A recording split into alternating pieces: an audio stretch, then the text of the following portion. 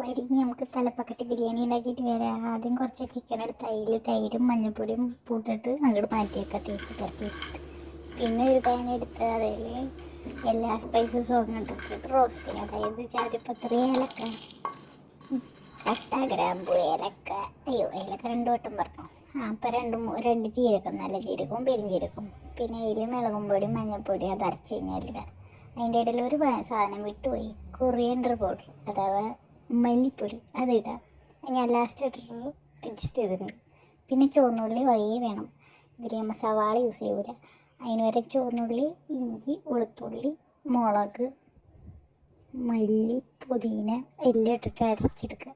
എന്നിട്ട് പിന്നെ cheat oil എന്നിട്ട് പിന്നെ അതിലിട്ടിട്ട് അങ്ങോട്ട് ഇളക്കുക. അതിലിട്ട് നോക്കും.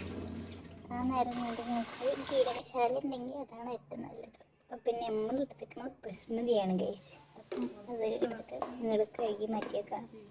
അപ്പം ഇതിൽ ഉപ്പിട്ടാൽ മറന്നുപോയി. അപ്പം ഇതിലിട്ടിട്ട് ഉപ്പിട്ടിട്ട് അങ്ങോട്ട് ഇളക്കി തിമിർത്ത് അങ്ങോട്ട് വെക്കാം.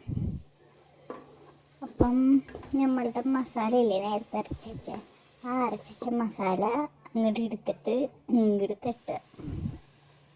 തട്ടിയിട്ട് പിന്നെ അത് കഴിഞ്ഞിട്ട് നല്ലോണം ഇളക്കിയിട്ട് ഒരു വിധാനം ആകുമ്പോഴാണ് നമ്മളുടെ ചിക്കൻ നേരത്തെ മാറിനേറ്റ് ചെയ്ത് വെച്ചില്ലേ, ആ മാറിനേറ്റ് ചെയ്ത് വെച്ച ചിക്കൻ നല്ല മസാല പിടിച്ച് സെറ്റപ്പനായിട്ടുണ്ടാവും.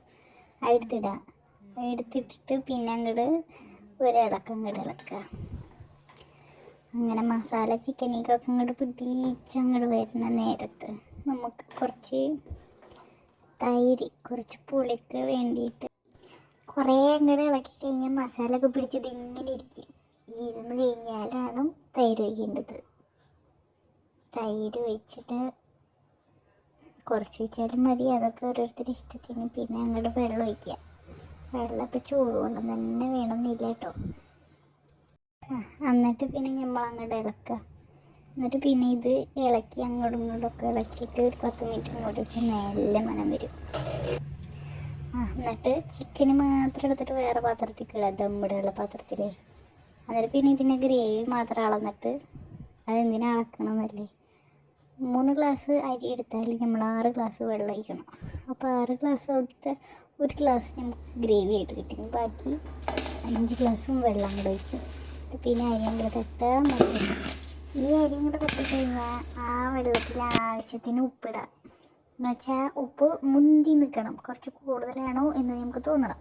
ഈ നാരങ്ങ ഒഴിക്കണം. എന്നിട്ട് പിന്നെ ഇളക്കിയിട്ട് തിമിർത്തി വെച്ചിട്ട് മൂടി വെച്ചിട്ട് 20 മിനിറ്റ് കഴിഞ്ഞിട്ട് നോക്കുക. അപ്പോൾ ഇങ്ങനെയുണ്ട്.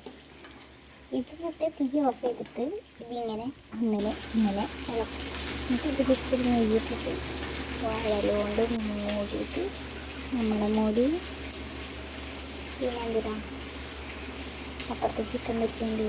പിന്നെ ഒരു ശരി നമുക്ക് ചിക്കൻ പൊരിക്കണോ നോക്കാം. ചിക്കനൊക്കെ പൊരിച്ച് വെച്ചിട്ടുണ്ട്.